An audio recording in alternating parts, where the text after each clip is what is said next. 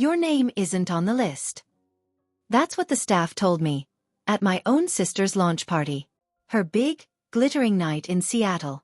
My heart dropped as strangers streamed inside. And when I called Vivian, she actually laughed. You think you belong here? Her voice sliced me open. I stood there in my 20s, dressed in the one gown I could afford, clutching an envelope I never planned to use. At least, not like this. It's one thing to be excluded by colleagues. But by your own blood? By the sister you once adored? That's the kind of betrayal that doesn't just sting. It hollows you out. And yet, the crueler twist is this. What I carried that night had the power to shatter her shining empire. Even take away the dream penthouse she bragged about for years. I pressed the envelope tight against my chest, watching laughter glow through glass doors that would never open for me.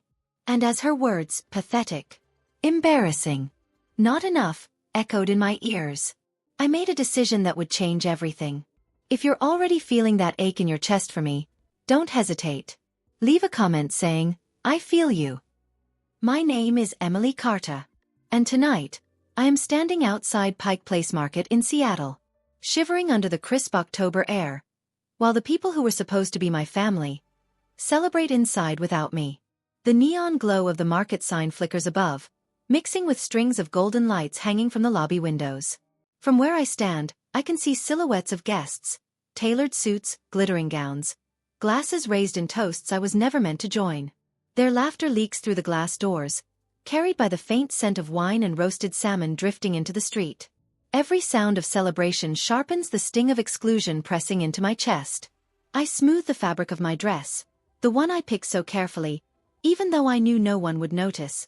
My name isn't on the guest list. It never was. Vivian, my older sister, made sure of that. Tonight is her big launch party. Her shining moment as the founder of a new tech startup.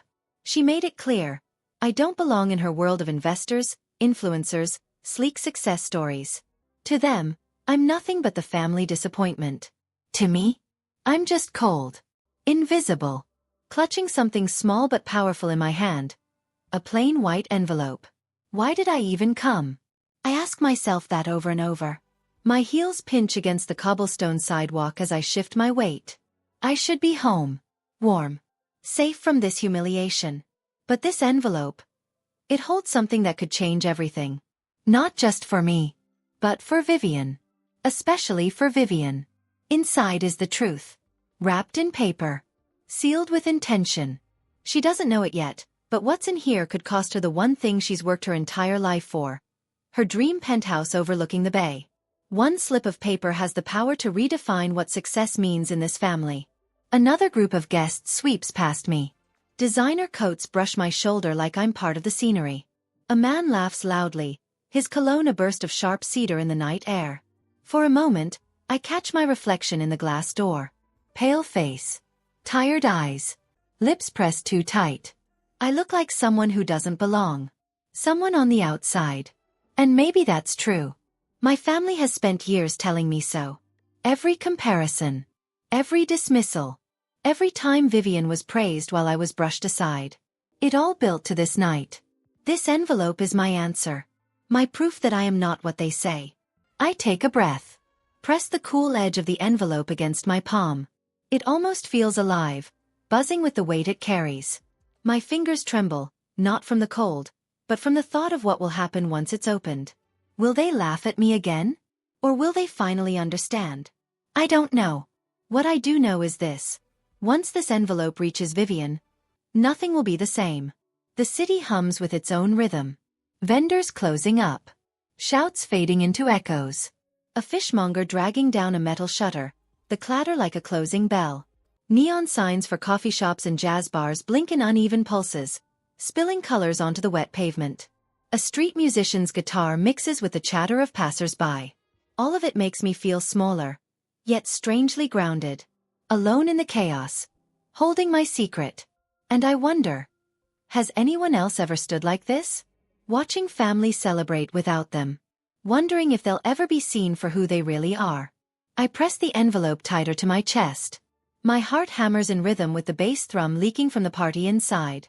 They're raising glasses to Vivian. Calling her a visionary. A leader.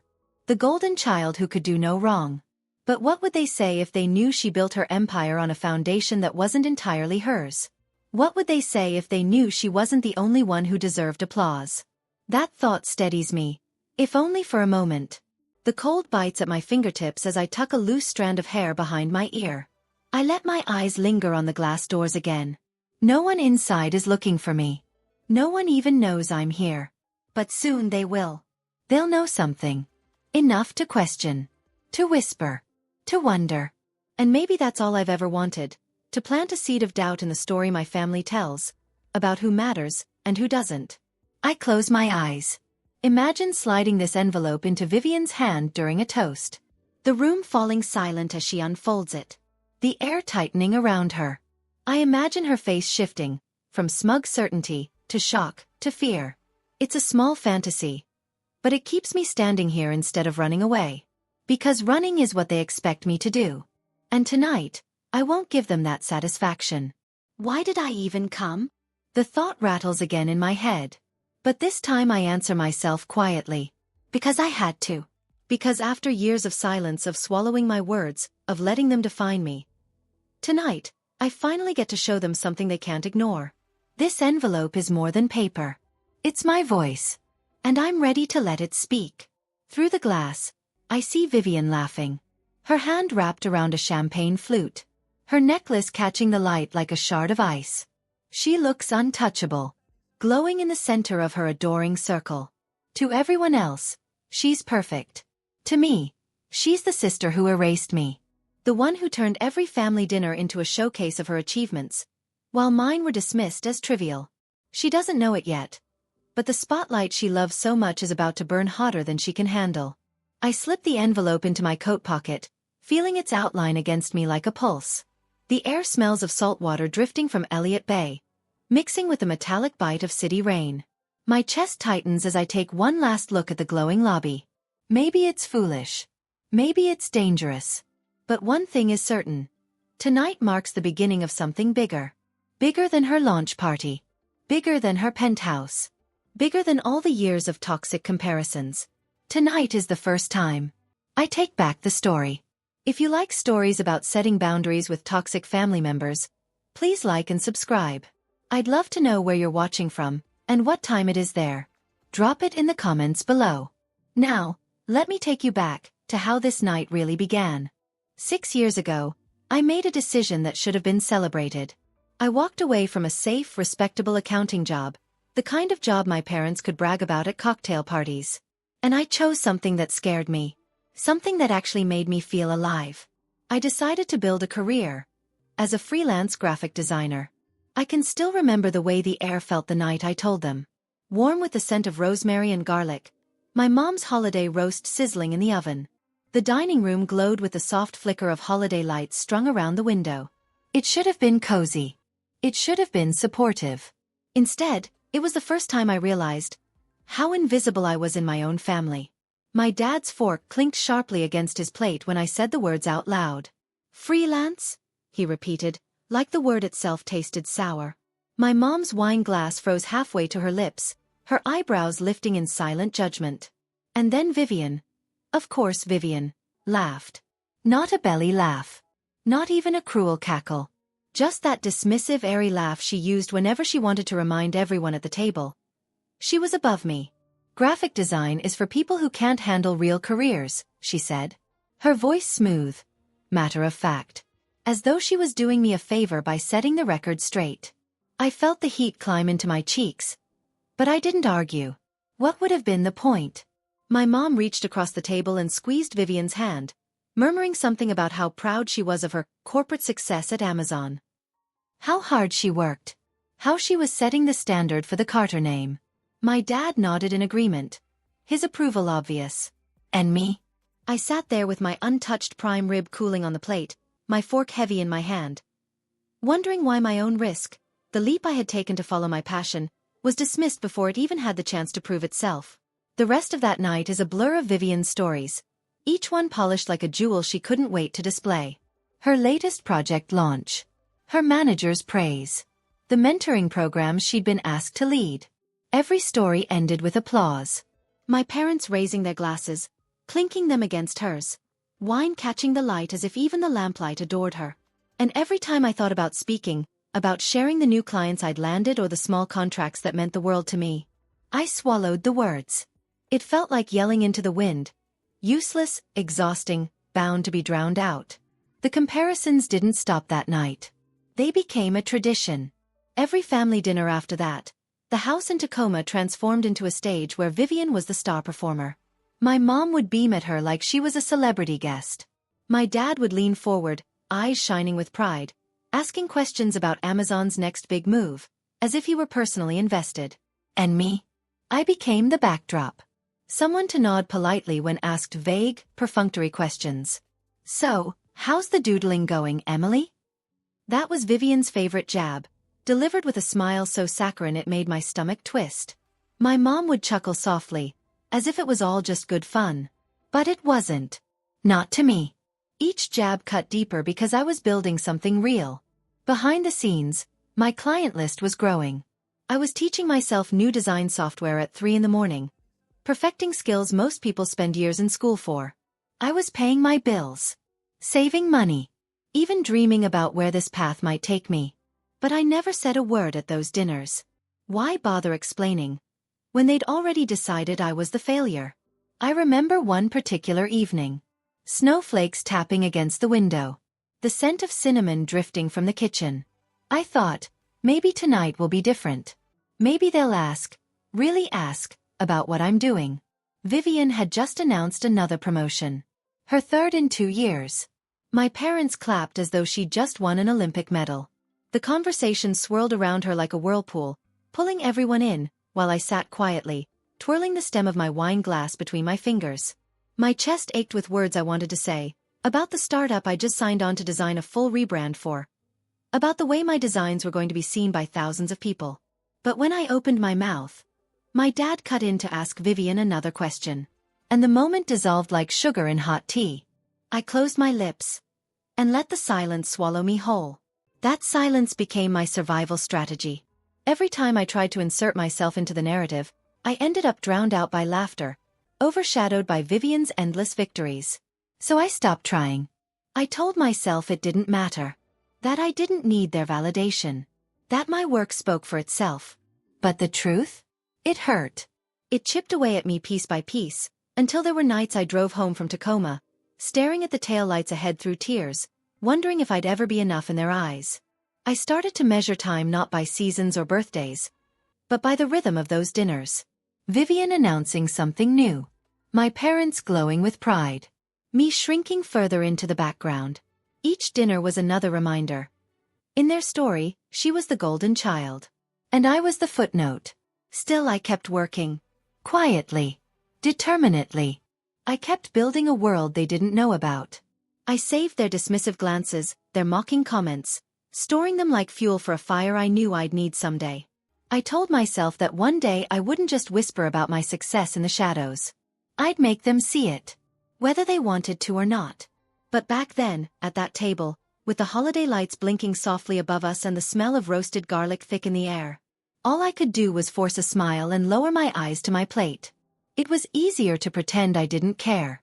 Easier to let them think I was the quiet one. The one who never measured up. The truth was simpler though. It wasn't that I couldn't measure up. It was that they never really measured me at all. And that realization, as painful as it was, became the quiet determination I carried into every late-night project, every new client, every step forward in a world they never bothered to ask about. It was the foundation of the strength I would need for everything that came later. Like yelling into the wind. That's what it felt like to speak in that house. So eventually, I stopped yelling. But I never stopped listening. And I never stopped building. And that silence? It would make the sound of my truth echo even louder. When the time finally came. I wasn't expecting to find out like that. One ordinary Tuesday evening, I was sitting at my desk. The glow of my old desk lamp casting a yellow halo across piles of sketch pads and half-empty coffee mugs. My laptop screen buzzed with the usual flood of notifications. Clients, invoices, design revisions. Until a single LinkedIn update stopped me cold. There it was, splashed across my feed in shimmering perfection. Vivian's engagement announcement. Her hand rested delicately on Jake's arm, the diamond on her finger catching the office light just right, refracting like a star. The caption read, "Forever begins today.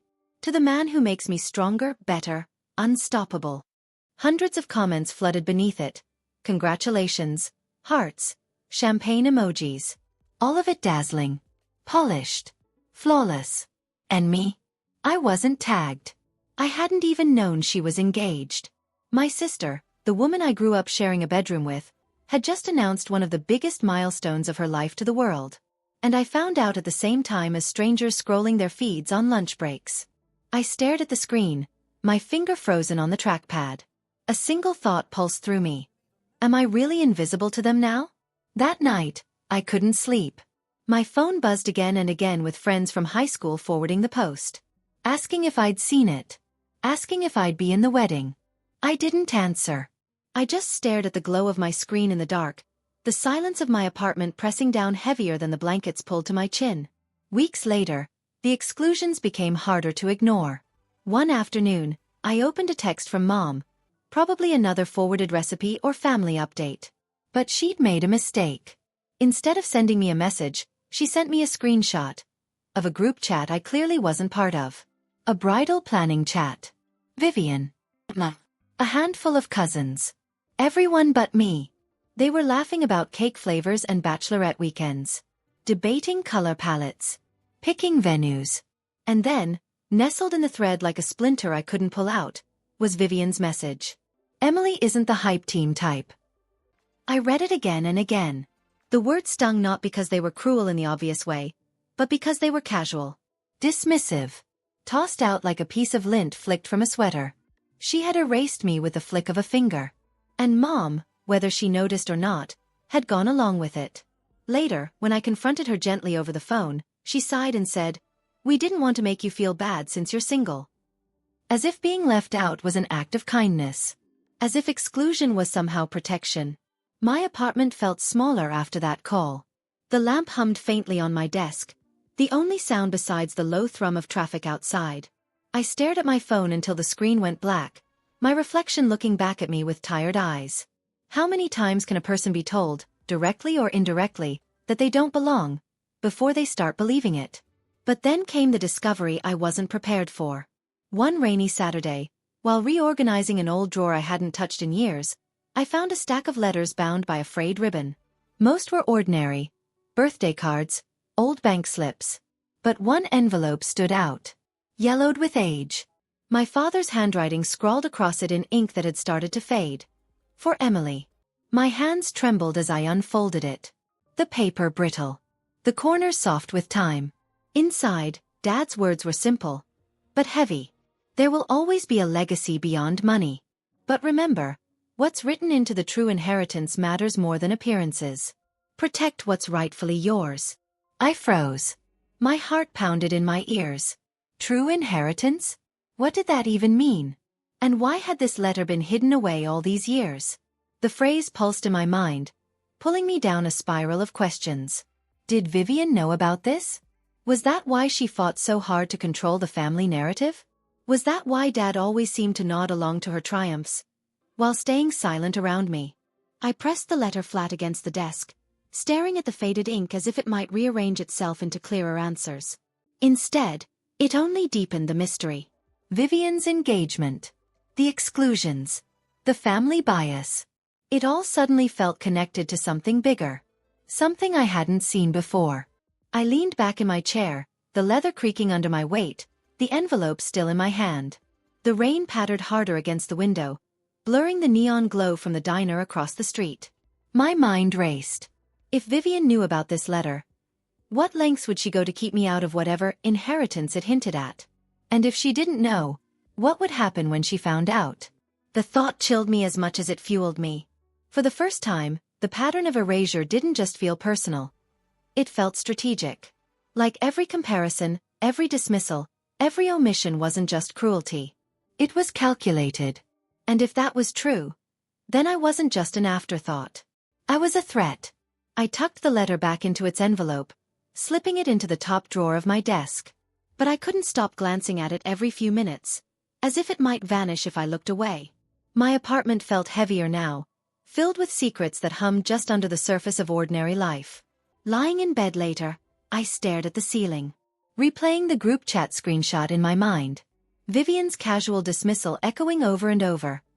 Emily isn't the hype team type. Maybe she was right.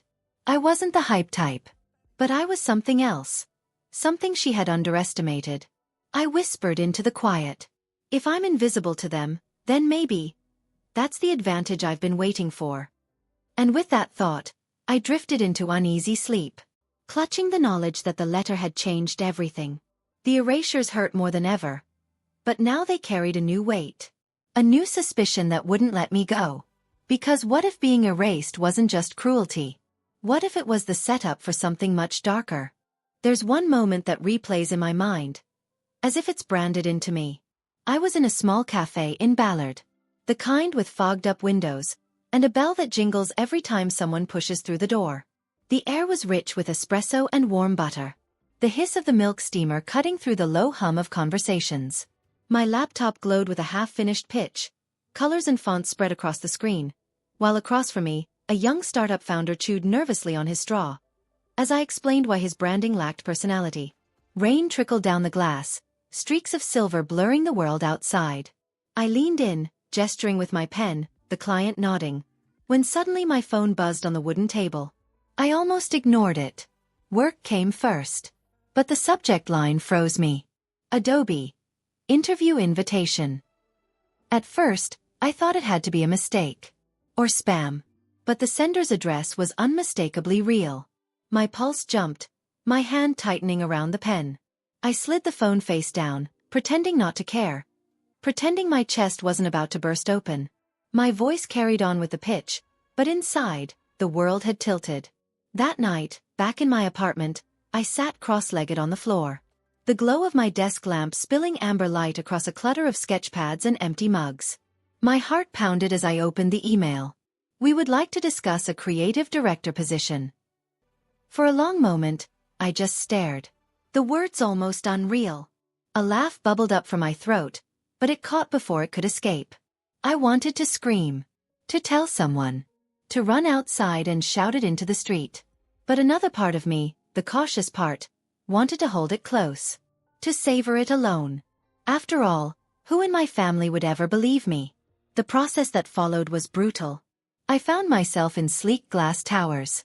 Conference rooms perched high above Seattle, the city stretching below in grids of light. The air smelled faintly of lemon polish and strong coffee. The sound of heels echoed against marble floors. Executives in crisp suits leaned forward with sharp questions. How do you see AR transforming digital campaigns? What ethical lines would you draw with AI branding tools? Tell us about the most challenging client problem you've solved, and how. Every question was a test, and every answer felt like a chance to prove I belonged. My palms sweated under the table, but I spoke with a steadiness I didn't know I had. I drew from nights of sleepless learning. YouTube tutorials at 3 a.m. Endless trial and error with clients who barely trusted me at first. Each time I spoke, I saw them exchange glances. Nods. As if realizing, I wasn't just keeping up. I was ahead. There were moments when I caught my own reflection in the glass. Shoulders squared. Eyes locked. Voice sure. I barely recognized her. This wasn't the Emily who sat quietly at family dinners, shrinking under Vivian's spotlight. This was someone sharper. Stronger. Someone they respected. When the final call came, it was almost laughably ordinary. I was in line at the grocery store. The air smelling of ground coffee and damp jackets. My phone buzzed. And when I picked up, the recruiter's voice was clear, warm. We'd like to officially offer you the creative director role. Salary plus signing bonus. I gripped the handle of the cart so hard my knuckles ached. Tears welled in my eyes, blurring the shelves of cereal and soup cans around me. Thank you, I whispered, my voice breaking. The cashier asked, paper or plastic? And I laughed out loud. Shaky, breathless, startling the woman behind me. For 6 months I told no one. Not my parents. Not my friends. Not even Sarah. It wasn't just secrecy. It was protection. This was the one thing in my life untainted by their dismissals, their comparisons. For the first time, I had a success that was wholly mine. And yet there was more. In a downtown bank, behind steel doors and layers of security, sat a safe deposit box. Inside was a single item, a heavy silver key attached to a leather fob, the address embossed neatly into its surface.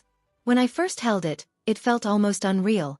Cool against my palm, weighted with promise. The key to a penthouse. Not just any penthouse. The exact one Vivian had dreamed about for years. The one she swore she'd own someday.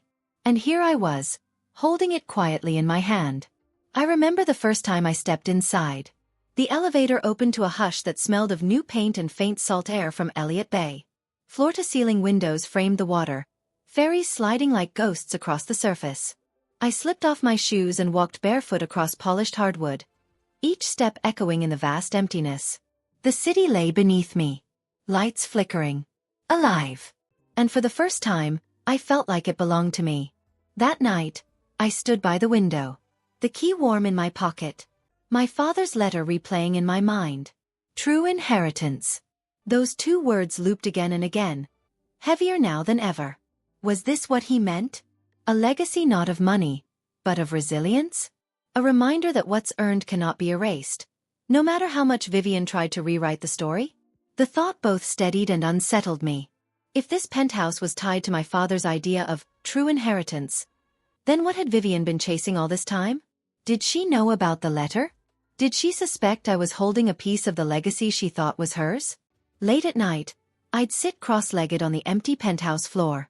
The city's hum bleeding through the glass. Neon lights reflecting across the bay. Ferries cutting dark paths across the water. I'd run my thumb over the leather fob again and again, whispering into the silence. They have no idea what I've built. That whisper became a mantra. Both shield and blade. A shield against the ache of exclusion. A blade against the lies they'd wrapped around me. The key wasn't just metal. It wasn't just property. It was proof. And though I didn't know it yet, it would become the turning point. The very thing that forced everything into the open. Vivian's fears, the family's bias, the truth no one wanted to face. For now I held it close.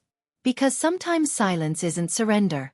Sometimes, silence is the sharpest strategy of all. I still remember the way the sunlight spilled through the penthouse windows the first time I toured it. Capitol Hill stretched below like a patchwork quilt of rooftops. And beyond that, Elliott Bay shimmered in silver light. The air smelled faintly of fresh paint and cedar, the kind of newness that makes you feel like you're stepping into a life you never thought you'd own.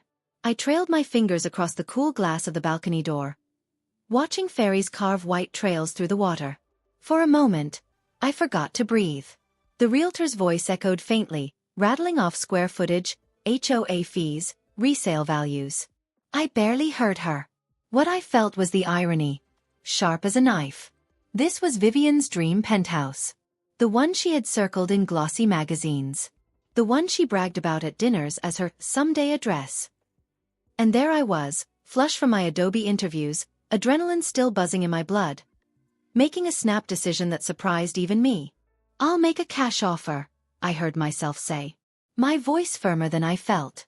The realtor blinked, taken aback. Then smiled so wide it felt like she'd been waiting for those words all along. My pen scratched across the paper, the ink drying before I even fully believed what I'd done. When I stepped back into the October air, the leather folder clutched in my hand, I wasn't just a woman who bought a home. I was holding a story. One I planned to write myself into, with a single gesture. The plan formed quietly, almost too neatly. At Vivian's launch party, when the glasses clinked and all eyes turned to her, I would step forward with the envelope.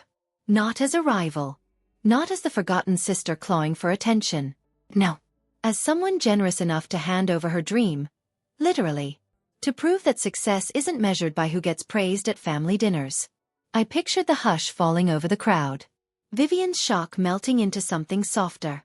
Our parents looking at me as if for the first time. I imagined saying, "This is for you, Viv. To show that I've always believed in you.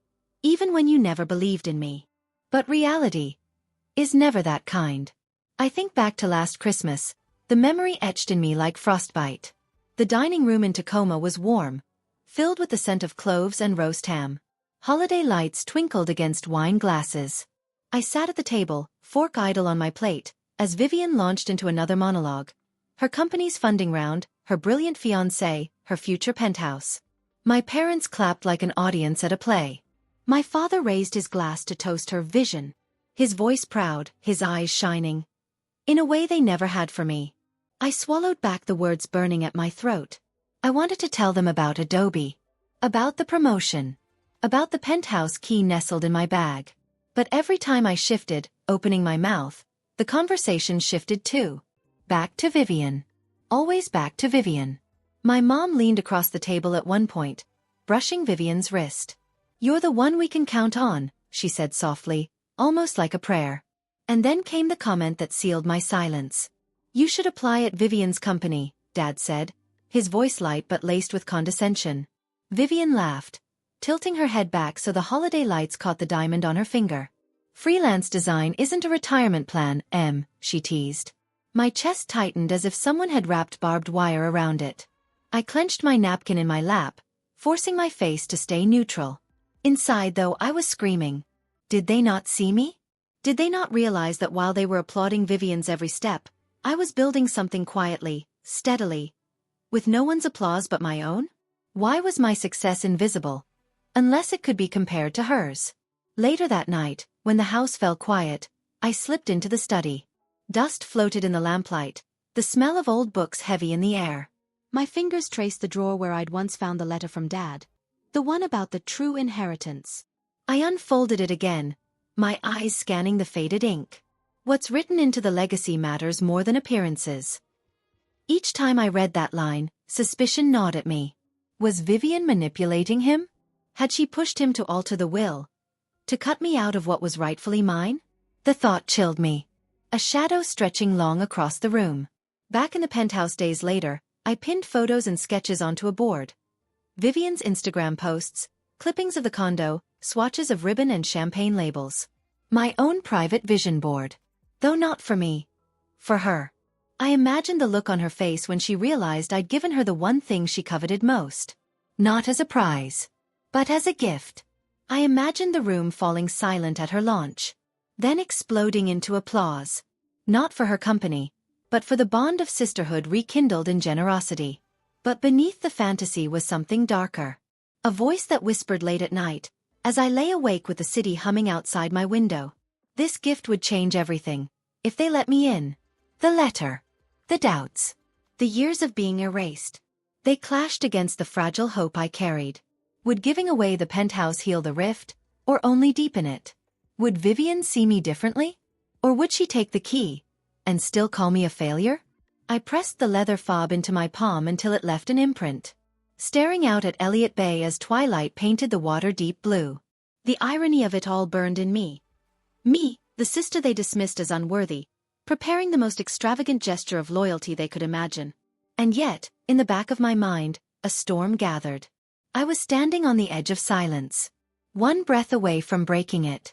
The lobby of Pike Place Market gleamed with polished marble floors, the kind that reflected every sparkle from the crystal chandeliers overhead. The air smelled faintly of lilies, mixed with champagne drifting in from the ballroom beyond the doors. Guests floated past me in clusters, sequins glinting under the lights, their voices rising in excited chatter, as if the night itself belonged only to them. I smoothed the fabric of my dress, tugging at the hem, though I knew it wouldn't change anything. It wasn't designer. Not silk. Not satin like the others wore. Just something simple, chosen carefully, hoping I'd blend in. I held my breath as I approached the check-in counter. The receptionist, headset tight against her ear, gave me a polished smile. Her manicured fingers tapped quickly across the tablet, nails clicking like a metronome. She asked my name once. Then again, brows pinching slightly as she scrolled. "Emily Carter," I repeated, this time with less certainty, my voice trembling against the swell of music leaking from the ballroom. Her pause stretched longer than it should have. She shook her head slowly, sympathy flickering in her eyes but never reaching her lips. "I'm sorry. You're not on the list." For a moment, the ground shifted under me. My stomach twisted as a burst of applause broke from behind the doors. Vivian's world in full bloom, just feet away from me. I forced a breath, leaning closer. Can you check again? Vivian Carter is my sister. This is her event. She scanned once more, then straightened. No, I'm afraid not. Maybe.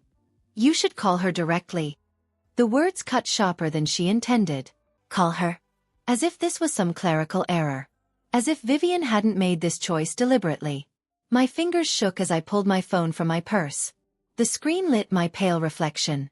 The marble counter was cold beneath my hand, grounding me for just a second as I pressed the call button. Her voice came fast. Almost impatient. Emily. What are you doing? Behind me, heels clicked against marble as guests breezed past. Perfume, laughter, the faint pop of champagne corks trailing behind them. I swallowed, forcing my voice steady. They don't have me on the list. Can you let them know? Her laugh sliced through me like glass. Not amused. Dismissive. Cruel in its casualness. Did you really think I'd let my starving artist sister show up and ruin everything? After all these years of me carrying the family name, you're still just playing pretend. It's not just embarrassing. It's pathetic. And I won't let you drag us down on my big night. The words hollowed me out. Every syllable a blade twisting into old wounds I thought had scarred over. I gripped the phone so hard my hand ached. My free hand curled into the fabric of my dress until I felt the seams strain. My chest burned. My throat dry. But no words came. Only the echo of hers, pathetic, embarrassing, not enough, bounced in my skull. I wanted to scream. To shout that I wasn't pretending. That I'd earned every ounce of success. Without her, without them. I wanted to tell her about Adobe. About the penthouse. About the secret life I'd built piece by piece. But silence clung to me like a vice. The kind of silence she'd always expected from me. Through the glass doors, I glimpsed her world. Chandeliers sparkling. Diamonds glittering. Hands raised in toasts I was never meant to join. She softened her tone slightly, but it wasn't mercy. It was finality. Go home, Emily. Don't make this harder than it has to be. The line clicked dead. I lowered the phone slowly, staring at my reflection in the marble floor. My eyes wet. My face pale under the bright lobby lights. I looked like someone who didn't belong. Someone who had crashed a party by mistake. How could she say that? After everything? After all the nights I stayed silent while she shone. After all the years of biting my tongue until it bled. After building something real in the shadows of her spotlight. The receptionist shifted behind the counter, clearing her throat. Ma'am, would you mind stepping aside? Her tone polite, but her eyes already moving to the next guest. I nodded stiffly, slipping my phone back into my purse. My hand trembled so violently I pressed it against my side just to keep it still. The sounds from the ballroom grew sharper now, as though the walls themselves wanted to mock me. Music swelled. Glasses clinked. Voices rose in celebration that had no room for me. I smoothed my dress again out of habit, though it no longer mattered. My chest felt hollow. My stomach twisted tight. I turned slowly, my heels clicking against the marble with each step. The world around me blurred in gold and glitter. But inside me, something else crystallized. Hurt, yes. Humiliation, of course. But beneath it all, sharper than either, was something dangerous. Resolve. Vivian thought she'd silenced me tonight. Erased me from the story once and for all.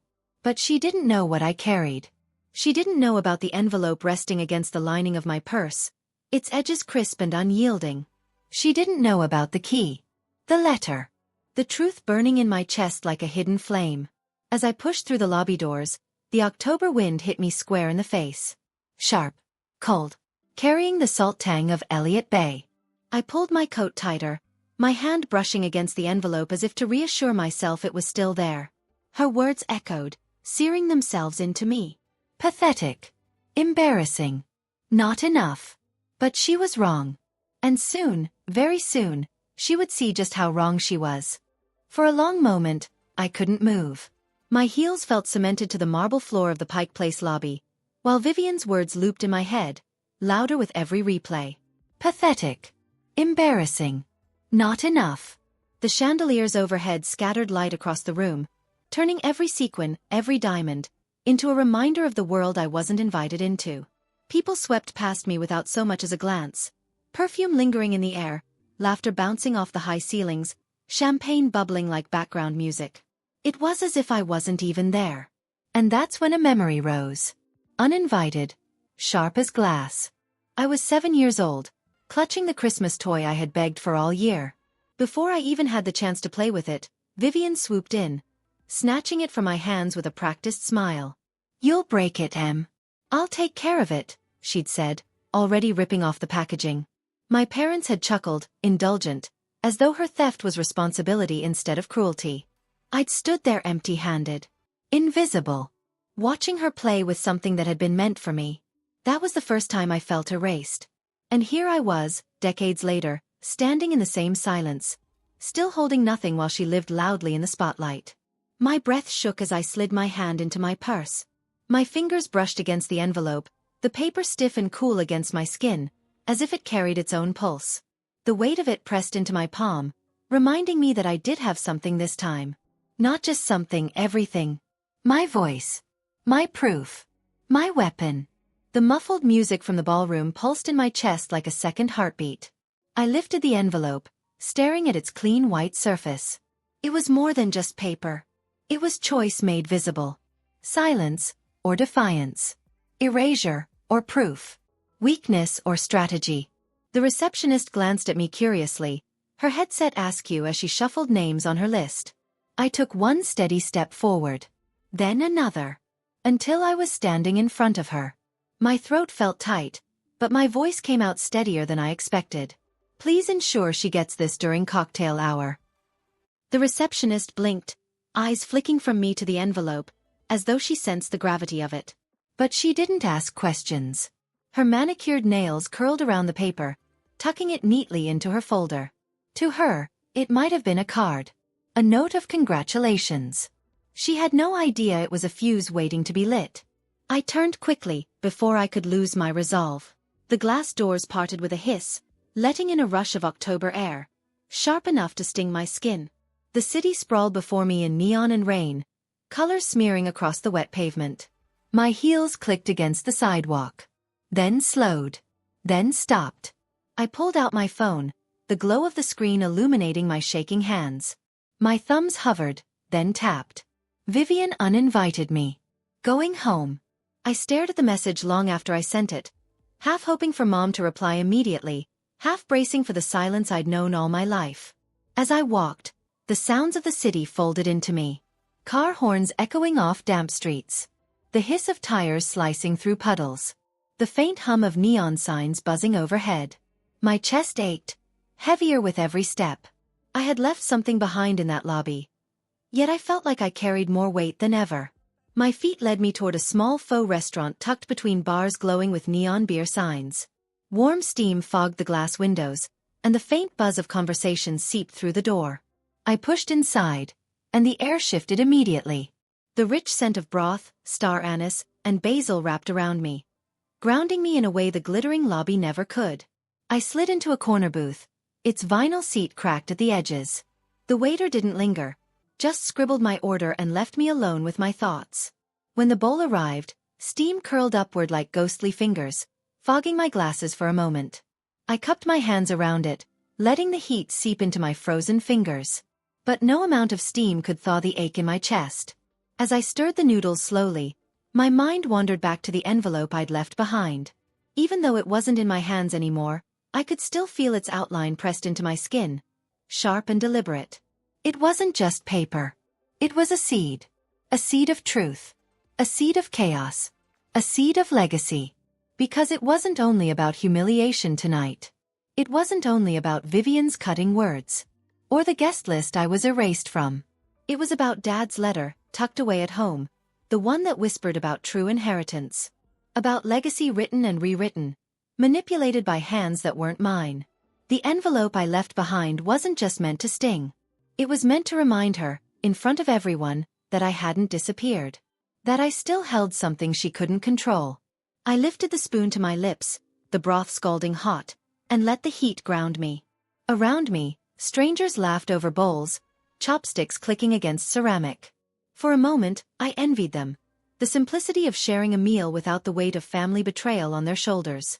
I leaned back, watching condensation gather on the window, blurring the city's neon into watercolor streaks. My phone buzzed once. Mom had seen the text. But no reply. The silence was louder than any words she could have sent. "Some tables aren't worth fighting for," I whispered into the steam rising from the bowl. My own voice startled me. Raw and quiet. Maybe it was true.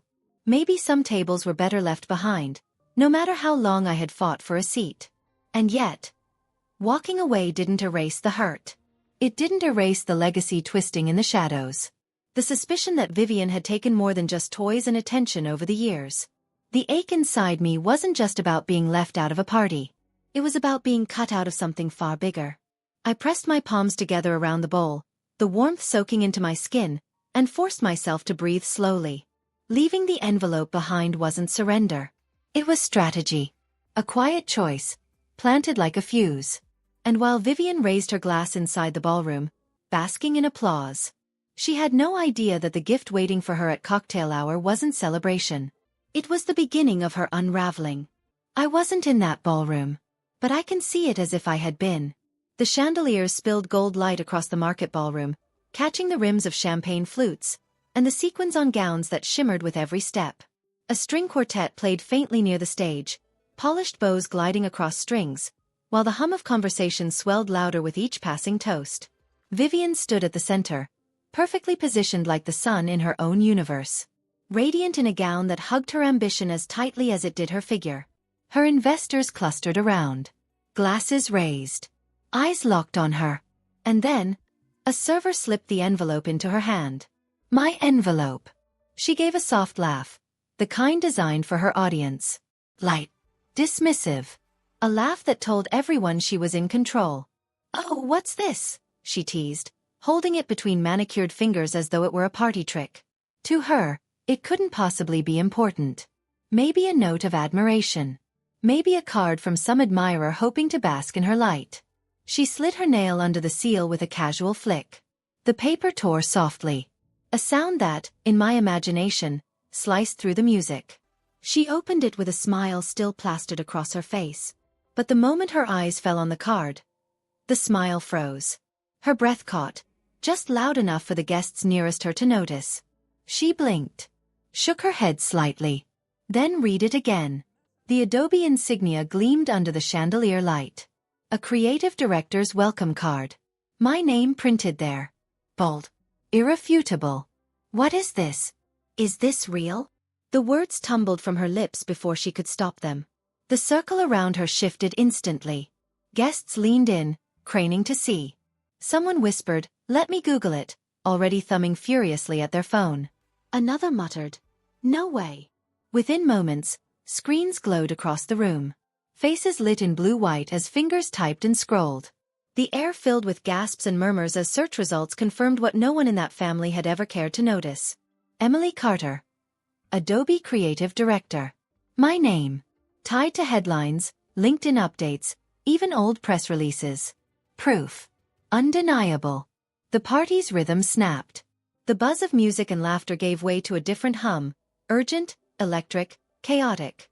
Phones buzzed against tables, vibrating through glasses. Texts and calls poured in like a flood. Guests huddled in small groups, heads bent over glowing screens, whispering frantically. And then it happened. A video surfaced online. Grainy, but clear enough. Security footage from the lobby earlier that night. Me, standing stiff at the check-in desk. My name missing from the list. My face caught in that hollow space between hope and humiliation. The clip was only seconds long. But it spread like fire. TikTok devoured it, overlaying captions in bold white letters. When the sister they erased turns out to be the real success story. Within minutes, phones buzzed in unison. And the ballroom filled with the sound of everyone watching my erasure unfold in real time. The chaos was cinematic. Vivian's cheeks drained of color as she shoved the envelope into her clutch. Her hands trembled, and no amount of charm could salvage her image. Investors stared, confidence fracturing in plain view. Colleagues whispered, some with pity, others with fascination. No one was laughing anymore. My phone rang. For a fleeting second, my chest tightened with hope. Maybe, finally, She was calling to acknowledge me. To defend me. Maybe she had seen the truth, undeniable and glowing on every screen, and decided it was time to choose me. But her voice was sharp. Panicked. Loyal to the daughter she had always chosen. "How could you do this to your sister?" she demanded. "Why hide this from us? Do you have any idea what you've done to her tonight?" Her words stung worse than Vivian's. She wasn't calling to ask how I felt. She wasn't even curious about the years I'd built in silence. She was calling to protect Vivian's image, the polished mask she'd always worshipped. I pressed the phone away from my ear. Her voice muffled, but still burning through me.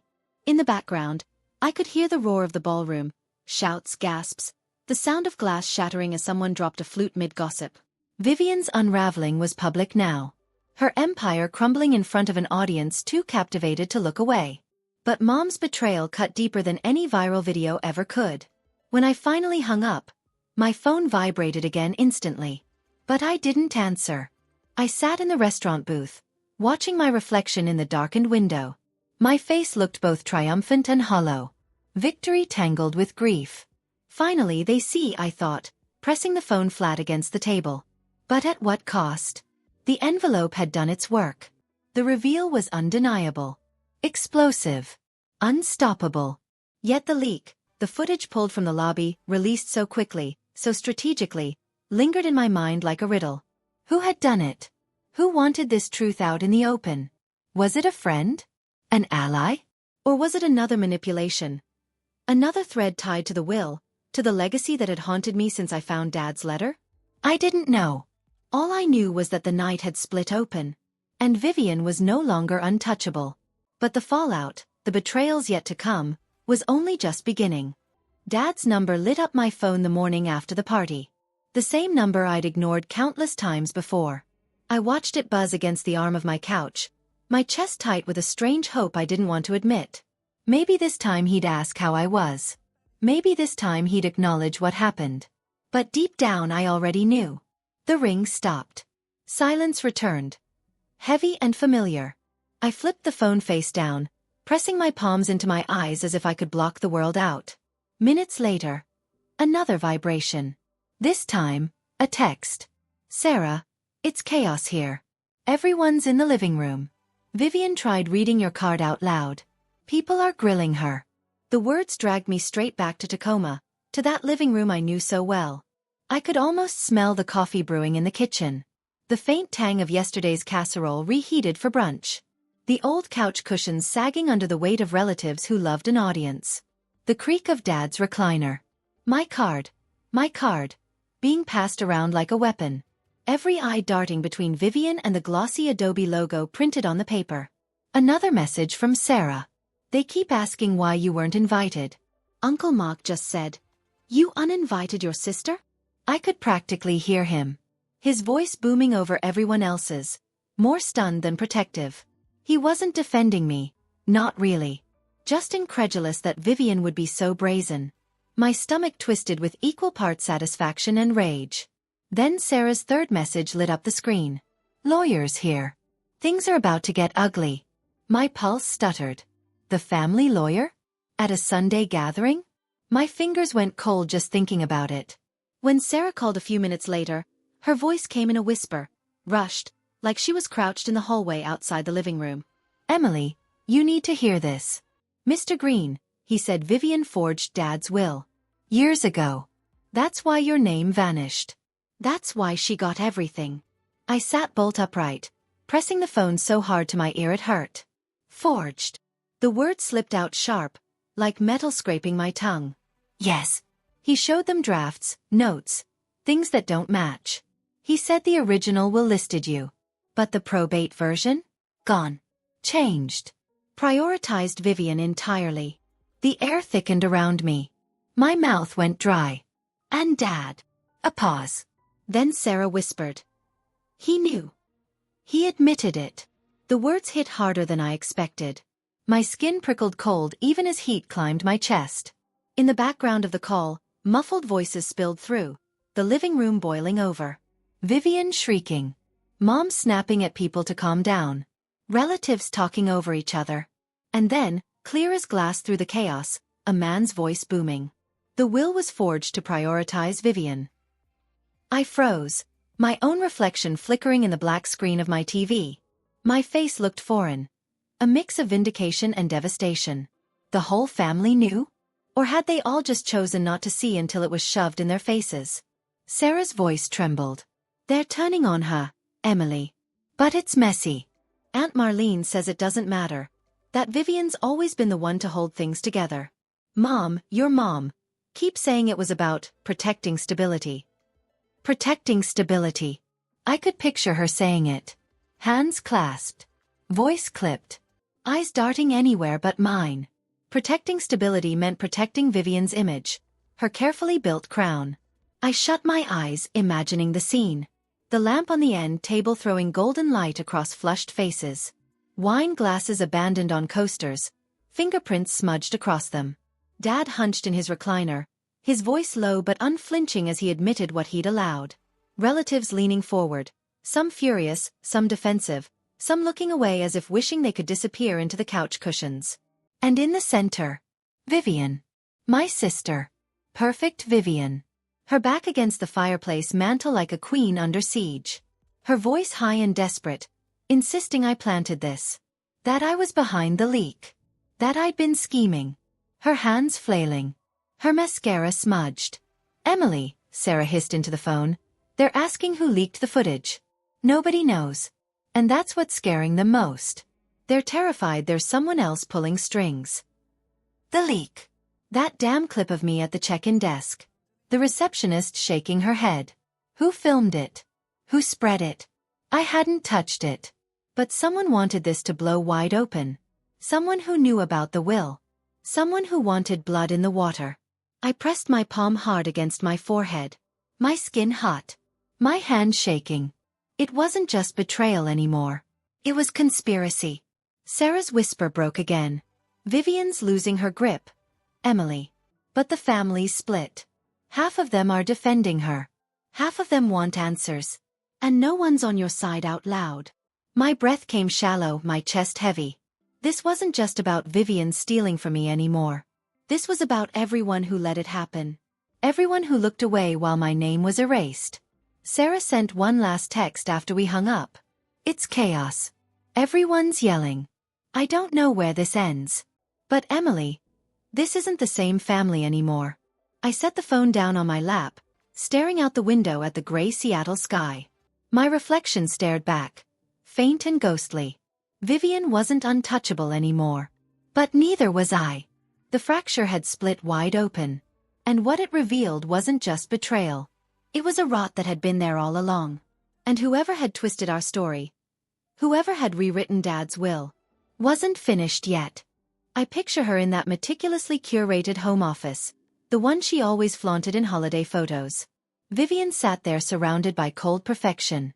A glass desk. A chrome lamp. Blinds tilted just enough to block the streetlight glow. Lilies standing rigid in their vase. The bergamot candle burned low, its citrus-laced smoke curling upward in thin ribbons. The faint hum of her laptop was the only sound. Her nails tapped the trackpad in short, impatient clicks as she scrolled LinkedIn, desperate to repair the cracks in her image after the chaos of her launch night. And then, she saw it. The post that froze her mid-breath. A glossy photo. Floor-to-ceiling windows awash in molten afternoon light. Elliott Bay spread wide in the distance. Hardwood floors gleamed like polished water. And in the corner of the reflection, a leather key fob, embossed with the Penthouse address she had claimed for years as her destiny. Her someday dream. But the caption beneath it bore my name. Not hers. Her heart must have slammed against her ribs. She grabbed her phone. Seconds later, my own buzzed in my coat pocket as I stood at a crosswalk downtown. The rain was steady, cool droplets threading through my hair, neon lights smearing across wet pavement in electric streaks. Vivian's name lit up my screen. I let it ring once, twice, before I slid my thumb across. Her voice burst through, sharp, frantic, laced with disbelief. You bought my dream place? I held the silence. The drizzle tapped against my umbrella, each drop a second stretched thin. I wanted her to feel it, the shift in weight, the silence I had carried for years finally pressing back on her. Then I answered, my tone calm. Deliberate. I did. And I had planned to give it to you. As a gift. On your big night. The line went still. Her breath snagged. An audible gasp that betrayed her. For once, Vivian didn't have a polished response. Why would you do that? Because even after everything, I thought generosity might bridge the gap. But after what you said, after what you did, I realized something. Some tables aren't worth fighting for. That key won't be yours, Vivian. It already belongs to something better. Her silence carried a desperation I almost recognized. But I ended the call before she could gather it into words. My hand shook as I lowered the phone. But not with weakness. This time it was resolve. The next morning, I pushed through the revolving doors of a midtown law office. The marble lobby gleamed under fluorescent light, the air scented faintly of floor polish and espresso drifting from a street cart outside. The elevator hummed upward, and for a moment my reflection fractured into countless pieces in its mirrored walls. By the time I entered the conference room, the weight of the decision sat steady in my chest. The room smelled of leather and ink. Stacks of documents lay fanned across a polished oak table. Across from me sat the director of a women's shelter, her coat still damp from the drizzle, her fingers clenched together as though holding herself in place. Her eyes brimmed with disbelief, shadowed by something like cautious hope. "This is real," she whispered, her voice nearly breaking. I slid the top page toward her, pen balanced in my hand. Asterisk, it's real. The Penthouse. It can be more than glass and marble for one person. It can be safety. Programs. A place for people erased by the world to step back into the light. Asterisk. Her hands shook as she reached for the pen. The scratch of ink across paper sounded louder than it should have, every stroke stitching permanence into what had once been only an idea. My breath caught in rhythm with hers. As she signed, I released a breath I hadn't known I was holding. A breath that had been trapped for years. On the table, my phone buzzed. Vivian. Again. Another buzz. Then another. Each vibration rattled against the oak surface like a desperate knock on a locked door. I didn't touch it. My eyes stayed on the director's trembling hands pressing against the receipt, as if she needed to ground herself in this new reality. "This will change lives," she said softly, almost reverently. Her words sank into me, steadying me like stone beneath rushing water. For the first time, Dad's phrase, "true inheritance," made sense. It wasn't property. It wasn't money. It wasn't applause from relatives in living rooms thick with judgment. It was this. Choosing where the weight of your life lands. Choosing who you lift. The final folder shut with a quiet thud. I tucked my copy into my bag, its edges pressing firm against my side. It was heavier than the penthouse key had ever been. Yet I walked out lighter than I had in years. Outside, the city pulsed with ordinary life. A bus hissed to a stop, doors creaking open. The smell of roasted beans curled out from a corner cafe. Umbrellas collided above me as strangers hurried past, their voices carried by the wind. For once, I didn't feel small in the shuffle. I felt present. Rooted. Like part of the rhythm, rather than a ghost in its margins. As the autumn wind pulled at my collar and the mist kissed my cheeks, I whispered to myself, "This will help those who need it more." The words didn't taste like armor anymore. They tasted like truth. For the first time, inheritance felt like something I hadn't been denied or stolen. It felt like something I had chosen. The sound came before the sight of her. A sharp, relentless cadence of heels against marble. Each strike echoing through Adobe's downtown lobby like a metronome of chaos. The glass atrium caught and multiplied it. The ding of elevators, the murmur of ID badges scanning, the faint hiss of revolving doors. All swallowed under the sound of Vivian arriving. I looked up at the grainy feed on the security monitor in my office. And there she was. Storming into view. The revolving doors spat her out like a gust of wind. Her coat slipped from one shoulder, hair tousled from the late winter gusts outside. Her diamond bracelet flared under the harsh overhead lighting as she jabbed a finger toward the receptionist. Even pixelated, I recognized the look in her eyes. Fury carefully masking desperation. "I'm here to see my sister," she barked. Her voice carried across the lobby's microphone feed, cutting through the normal rhythm of the space. The receptionist froze, headset awkwardly tilted, hands suspended over her keyboard. 2 security guards moved instantly, stepping into place with the quiet efficiency of men who had done this 100 times. dark suits, calm faces. No rush, but no room for debate. They formed a living wall between Vivian and the desk. She didn't falter. Her voice climbed, sharp and brittle, her arms slicing the air with wild precision. "We're sisters, that means something." The words landed like they always did. Heavy, manipulative, meant to bind me back to her. My chest tightened, my hand instinctively curling against the edge of my desk. But then I turned my head, letting my eyes fall to the window. The Puget Sound stretched beyond the glass, silver and calm, sunlight scattering across its surface. It was steady, endless, everything she wasn't. "Boundaries aren't negotiable," I whispered under my breath, pressing my palm flat against the desk. It wasn't for her to hear. It was for me. On the monitor, she flailed harder. Her bracelets clattered like a frantic metronome. Her voice cracked against the speakers until the audio feed distorted. Around her, employees pretended to scroll their phones. But in the glass walls, their reflections betrayed them. Every neck bent toward her, every eye watching. Vivian's performance was collapsing into spectacle. I didn't rush for the elevator. I didn't give her the audience she craved. Instead, I turned back to my laptop. Its glow, a steady counterpoint to the storm below. My fingers hovered above the keys, trembling not with fear, but with clarity I had never let myself trust before. And then I began to type. "Vivian, I saw what happened in the lobby today. This is the last time I'll acknowledge it. For both our sakes, boundaries must be respected. Please do not appear at my workplace again. If you have something to say, you can write it here." Each keystroke felt like air leaving lungs I hadn't realized were locked tight. Years of silence and second-guessing condensed into a few deliberate sentences. I read it once. Then again. My shoulders sagged, the weight of an invisible burden loosening. And finally, I pressed send. The soft whoosh of the email leaving my outbox was louder than her shouts echoing across the monitor. Back on the screen, Vivian was still arguing, her hair swinging, her lips pulled tight as she shouted at guards who didn't move. Her words no longer reached me. They scattered like glass across marble. Sharp, loud, but powerless. The fallout didn't wait long. By the end of the week, the same networks she once manipulated began to turn against her. Investors circling Jake's funding round, the one she had boasted about securing with her connections, started to retreat. First a whisper. Then a cascade.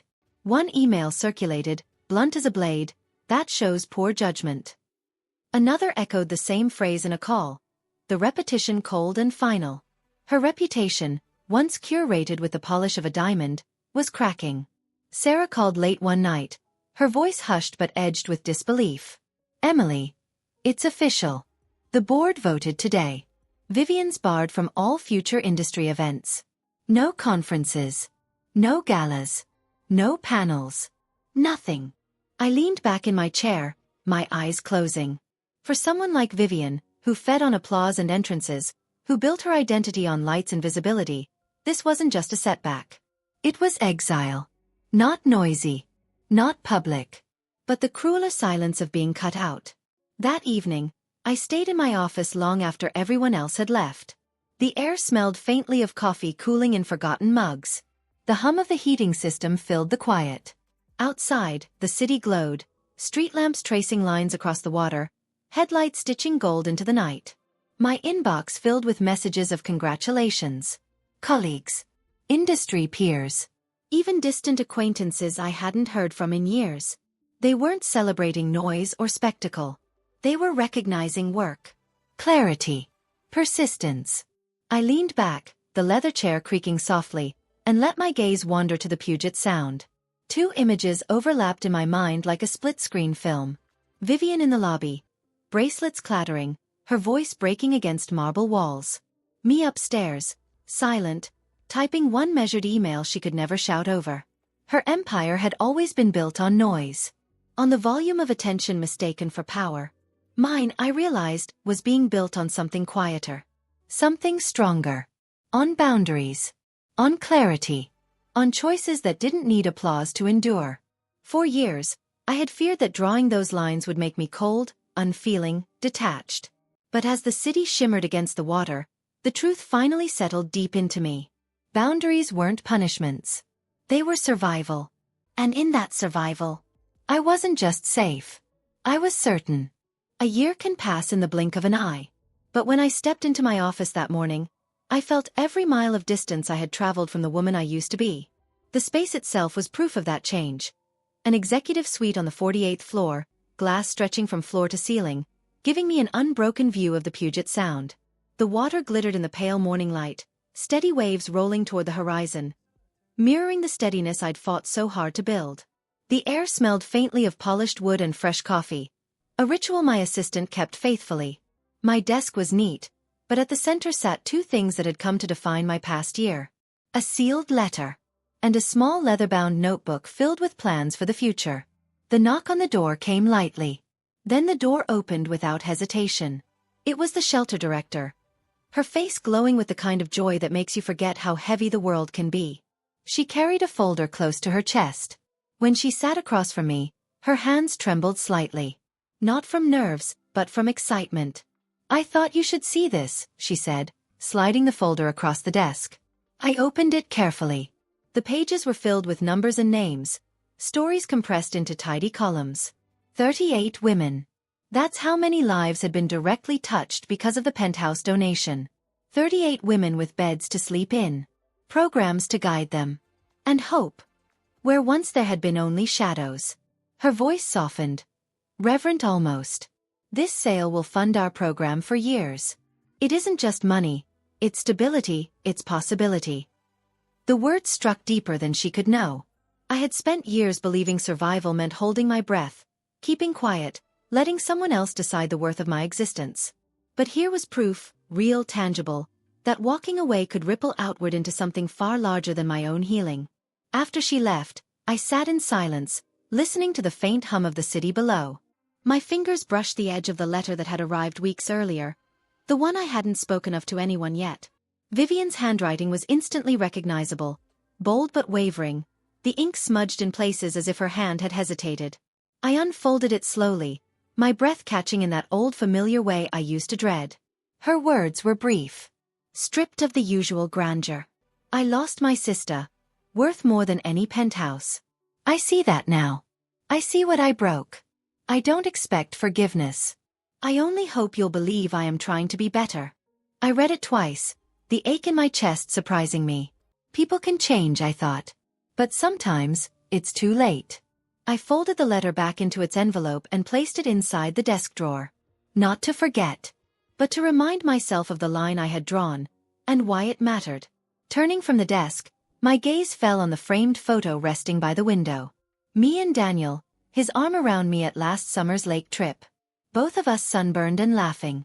For the first time in my life, love didn't feel like performance or negotiation. It felt like choosing and being chosen. Freely. With no strings attached. The quiet in my office was steady. But beneath it lay another current I couldn't ignore. The whispers about the will forgery had never completely disappeared. Every now and then, a rumor surfaced in industry circles, suggesting legal consequences might still emerge. The uncertainty didn't scare me anymore. It reminded me that not every story closes neatly. Some doors stay cracked open. And that's where both danger and possibility live. I leaned back in my chair, the leather creaking softly, and let my eyes blur against the wide horizon. For so long, I thought success meant proving I belonged at a table that constantly pushed me away. Now I knew better. Success was self-respect. It was the gift of walking away from people who only valued me conditionally, and surrounding myself with those who valued me without performance, without pretense. It's not about winning arguments, or outshining family. It's about choosing peace over spectacle. Choosing people who see you as enough, even when you have nothing to prove. I whispered to the empty room, to the city below, maybe even to the version of myself who once believed silence was survival. The greatest gift is knowing when to leave, and who to walk toward instead. If this story resonates with you, I want to ask, what boundaries have you set with toxic relatives? What lines have you drawn that changed your life? Share your story in the comments. I promise, someone who needs it will see it. And if you found meaning here, hit like, subscribe, and stay with me for more stories about choosing self-worth over toxic ties. Remember, success isn't proving others wrong. Success is respecting yourself enough to walk away, and daring to build a life that finally feels like yours. But as I placed Vivian's letter back into the drawer, one thought lingered like a shadow across the sunlight. The forgery. Would it ever come back to haunt us? Or had that ghost already done its work?